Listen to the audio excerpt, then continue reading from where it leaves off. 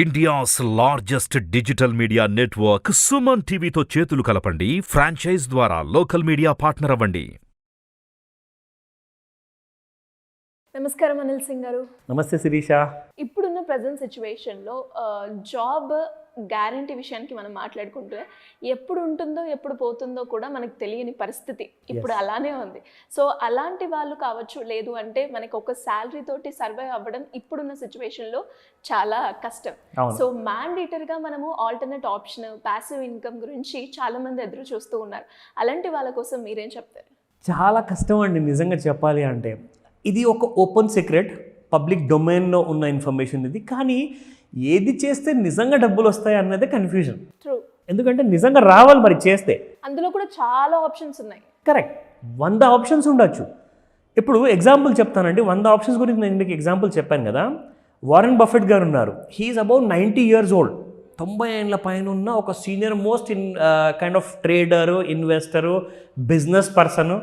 ప్రపంచం మొత్తంలో అతిపెద్ద కోటీశ్వరుల్లో ఆయన ఒక్కడనమాట. సో ఆయన దగ్గర ఎన్ని ప్యాసివ్ ఇన్కమ్స్ ఉన్నాయి తెలుసా? ఓ, వారు కూడా ప్యాసివ్ ఇన్కమ్. ఎస్. ఏ ఒక్క ప్రొఫెషన్ పైన ఆధారపడలేదు ఆయన. ఓకే. 83 ప్యాసివ్ ఇన్కమ్స్ ఉన్నాయి ఆయనకి. అయితే ఖచ్చితంగా మనం కూడా ఆల్టర్నేట్ ఆప్షన్ చూసి 100%. ఈ వీడియో చూసాక అందరికీ అవసరం అది. నా 8 ప్యాసివ్ ఇన్కమ్స్ గురించి నేను చెప్పబోతున్నాను. అంటే మన ఇండియాలో, మన భారతదేశంలో, అది కూడా ప్రత్యేకంగా మన తెలుగువారు, మన సుమన్ టీవీ ప్రేక్షకులు ఎవరైతే ఉన్నారో వాళ్ళందరికీ కరెక్ట్గా సెట్ అయ్యే విధంగా, ఎంతమందికి సెట్ అవుతుందో మరి వారే చెప్పాలి. ఎందుకంటే ఎవరైతే సెట్ అవ్వద్దు అనుకుంటారో వాళ్ళకి డెఫినెట్గా ప్యాసివ్ ఇన్కమ్ అనేది ఉండదు. సో కష్టపడండి, కాస్తంత అవసరమైతే కష్టపడదాము. ఈరోజు స్మార్ట్ ఫోన్ అనేది ఎవరి దగ్గర లేదు. ఒక విషయం నేను మాట్లాడితే దీనిపైన అసలు ఒక సెకండ్ కూడా పట్టదు, అందరి దగ్గర ఉందండి అని చెప్పి ఒక జవాబు వస్తుంది. ఓకేనా? అగ్రీడ్. సో ఇక్కడ ఏంటంటే ఆ 8 ప్యాసివ్ ఇన్కమ్స్ ఎందుకు చెప్తున్నానంటే, జస్ట్ మొన్న ఒక 2-3 years బ్యాకే మనం చూసాము కోవిడ్ లాక్డౌన్లో. ఒక పర్సన్ అర్నింగ్ మెంబరు, అతని మీద ఆధారపడిన వాళ్ళు, అతని భార్య, 2 పిల్లలు, వాళ్ళ తల్లిదండ్రులు. సో దాదాపు ఒక 5 మంది ఈ 6వ పర్సన్ పైన డిపెండ్ అయి ఉంటారు. సడన్గా అతనికి కోవిడ్ వచ్చింది, చనిపోయాడు. ఏమైందండి మొత్తం ఫ్యామిలీకి?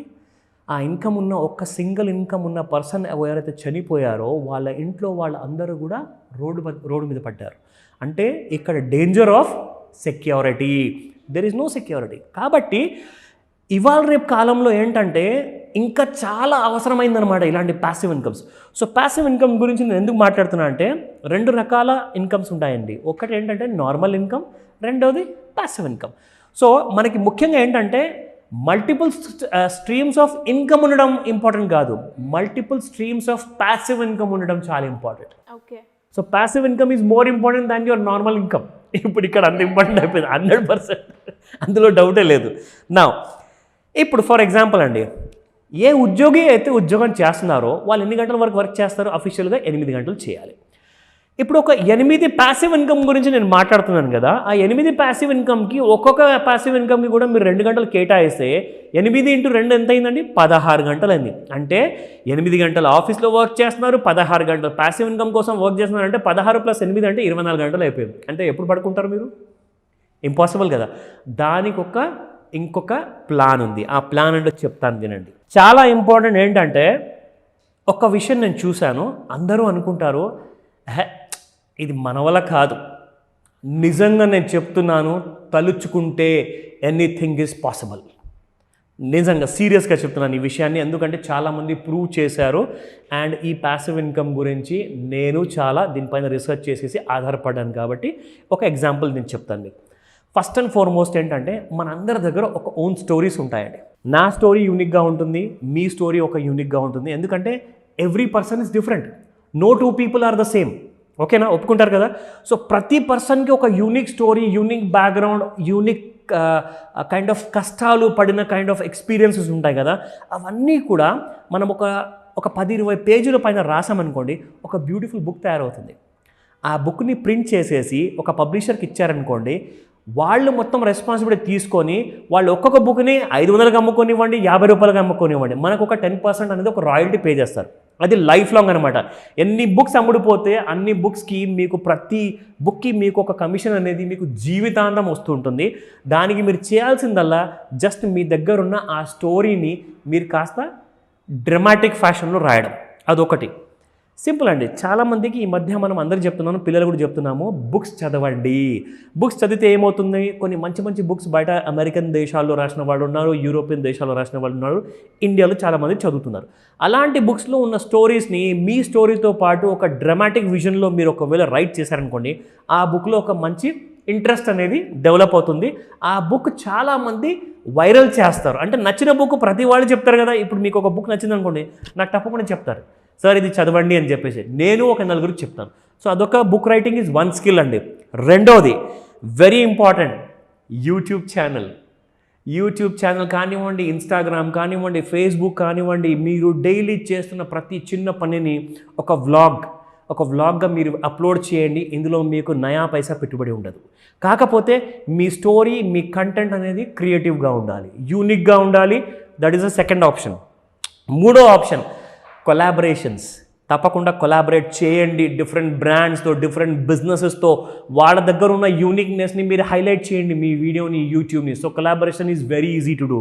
దీని గురించి ఇంకా డీటెయిల్గా తెలియాలి అంటే ఖచ్చితంగా క్లాస్లో నుంచి చెప్తా. నా fourth is most important, online course. For example ఎవరైతే చదువుకున్న వాళ్ళు ఉంటారో, ఫర్ ఎగ్జాంపుల్ ఒక చార్టర్డ్ అకౌంటెంట్ ఉంటారో, ఒక కంప్యూటర్ కోడర్ ఉంటారో, ఐటీ కంపెనీలో జాబ్ చేసే వాళ్ళు ఉంటారు. వాళ్ళందరి దగ్గర ఒక స్పెషల్ టాలెంట్ ఉంటుంది. వాళ్ళందరూ కూడా వాళ్ళ క్లాసెస్ని రికార్డ్ చేసేసి వీడియో రూపంలో ఆన్లైన్లో చాలా వెబ్సైట్స్ ఉన్నాయి, అక్కడ మీరు దాన్ని వీడియో పెట్టేశారనుకోండి, అది లైఫ్ లాంగ్ మీకు ఒక ఇన్కమ్ ఇస్తుంది. లైఫ్ లాంగ్ మీకు కోర్సు. ఎందుకంటే మీరు ప్రతిసారి ఆన్లైన్ వచ్చేసేసి ఎవరిని చదివించాల్సిన అవసరం లేదు. ఇక్కడ ఆ ఆన్లైన్లో వీడియోస్ చూసుకుంటారు, వాళ్ళ నాలెడ్జ్ తెచ్చుకుంటారు, మీకు ఫీజ్ పే చేస్తారు. Life time income free of cost అనమాట. Now coming to the fifth idea, stock మార్కెట్స్లో మ్యూచువల్ ఫండ్ ఇన్వెస్ట్మెంట్స్ చేయండి, సిస్టమాటిక్ ఇన్వెస్ట్మెంట్స్ చేయండి. దాంతోపాటు షేర్స్ కొంటారా, అది మీ ఇష్టము. At the same time ETF కొంటారా, అది కూడా మీ ఇష్టము. కానీ వీటన్నిటిపైన కాస్తంత నాలెడ్జ్ కావాలి. నాలెడ్జ్ తెచ్చుకొని ఇదొక మంచి స్ట్రీమ్. ఎందుకంటే ఫర్ ఎగ్జాంపుల్ చెప్తానండి, విప్రో అనే కంపెనీ ఏదైతే ఉందో దాదాపు 25 ఏళ్ళ ముందు లిస్ట్ అయిందండి. 10 రూపాయల చొప్పున లిస్టింగ్ అయింది. 10 రూపాయల చొప్పున లిస్ట్ అయిన కంపెనీ ఈరోజు కొన్ని వందల రూపాయల్లో ట్రేడ్ అవుతుంది. సో ఆ రోజు ఇన్వెస్ట్మెంట్ చేసిన ఒక జెంటిల్మెన్ ఉన్నారు, ఆయన అది రియాలిటీ స్టోరీ చెప్తున్నాను. ఆయన ఆ రోజు ఇన్వెస్ట్మెంట్ చేసిన కొన్న చిన్న పెట్టుబడి ఈరోజు అది 500 కోట్లు అయింది. ఓకే, 500 crores ఆయనకి డివిడెండ్స్ వచ్చాయి, స్టాక్స్ వచ్చాయి, బోనస్లు వచ్చాయి, స్ప్లిట్స్ వచ్చాయి. అన్నిటి వల్ల ఒక పెద్ద లాభం వచ్చేసరికి ఆయన ఒక పెద్ద కోటాధికారి అయిపోయాడు. సో అలా స్టాక్స్లో ఇన్వెస్ట్మెంట్ చేయండి, దాన్ని అండర్ ఎస్టిమేట్ చేయకండి. దానికి కావాల్సిన బేసిక్ నాలెడ్జ్ మనం క్లాస్లో తప్పకుండా ఇద్దాం. నా coming to the sixth most important. For example మీ దగ్గర కొన్ని డబ్బులు ఉన్నాయనుకోండి, ఒక 1 కోటి రూపాయల, లేదంటే 50 లక్షల, లేదంటే కొన్ని లక్షల రూపాయలు మీరు సేవ్ చేసుకున్నారు. దాన్ని ఎక్కడ పెడతారంటే ఒక మంచి ప్రైమ్ చిన్న షటర్, ఒక చిన్న షాప్, ఒక 1 రూమ్ హాల్ కిచెన్ లాంటి ఫ్లాట్ తీసుకున్నారనుకోండి, మీకు ఒక రెంటల్ ఇన్కమ్ జీవితాంతం వస్తుంది. ఇది అందరికీ తెలిసిన ఓపెన్ సీక్రెట్ ఇది, కానీ చాలామంది చేయరు. సో ప్లీజ్ అండర్స్టాండ్, దీంట్లో కూడా పెట్టుబడి ఉన్న వాళ్ళు ఇన్వెస్ట్మెంట్ చేయండి. నా coming to this seventh most important. చాలామంది అంటారు, బాస్ నాకు షేర్స్ అంటే, స్టాక్స్ అంటే కొంచెం భయం, నాకు ఇవన్నీ అర్థం కావు, నా డబ్బులు నాకు సేఫ్ ఉండాలి, నాకు కాస్త రిటర్న్స్ తక్కువ వచ్చినా పర్లేదండి, కొంచెం మంచిదైనా సేఫ్ ఉన్నది చెప్పండి అంటారు. సింపుల్ అండి, బ్యాంకులో వెళ్ళండి, FD చేసుకోండి, మీకు లైఫ్ లాంగ్ ఆ డబ్బుల పైన మీకు ఇంట్రెస్ట్ వస్తుంది. ఇంకేం కావాలి? If you want safety, you go to the bank, simple as that. నా coming to the last and most important, 8th option, other investments. ఆ అదర్ ఇన్వెస్ట్మెంట్స్ ఏంటి? మనం చాలా వీడియోస్ చేసామండి. ఆ అదర్ ఇన్వెస్ట్మెంట్సే SIP చేయండి, systematic investments into mutual funds. రెండోది ఆప్షన్ వచ్చేసేసి పబ్లిక్ ప్రావిడెంట్ ఫండ్లో ఇన్వెస్ట్మెంట్ చేయండి, PPFలో లైఫ్ లాంగ్ రిటర్న్స్ వస్తాయి. అండ్ మూడో ఆప్షన్ అంటారా, నేషనల్ పెన్షన్ సేవింగ్ స్కీమ్స్లో చేయండి. So this is the best thing. ఎందుకంటే ఎందులో అయితే రిస్క్ అనిపిస్తుందో ఆ రిస్క్ ఉన్న ఐడియాస్ని పక్కన పెట్టేసేసి మీకు నచ్చిన ఐడియాని తీసుకోండి. మీకు నేను చెప్పిన 8 ఐడియాస్లో కనీసం 2 కూడా మీరు పాటించిన ఒక ప్యాసివ్ ఇన్కమ్ అనేది మీకు స్టార్ట్ అవుతుందా లేదా? ఖచ్చితంగా. ఎందుకంటే అందరికీ ఈరోజు సెక్యూరిటీ కావాలి. మళ్ళీ ఇలాంటి కోవిడ్ లాక్డౌన్స్ వస్తాయా, మళ్ళీ ఇంకో కొత్త ప్రాబ్లమ్స్ వస్తుందా, ఎవరికి తెలియదు. So be prepared for the worst. చాలా బాగుంది సార్, ఒక్కసారైనా ట్రై చేయాలి అనిపిస్తుంది. తప్పకుండా.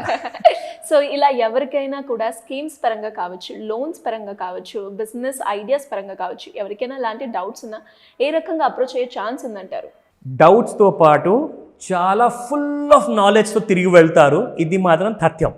సో ఇది 19 నవంబర్ రోజున మార్నింగ్ 11 AM నుంచి 4 o'clock వరకు ఒక ఫుల్ ఆన్ క్లాస్ ఉంటుంది. పర్సనల్గా నేను తీసుకుంటున్నాను కాబట్టి offline plus online. So 2 options ఉన్నాయి మీకు దీంట్లో.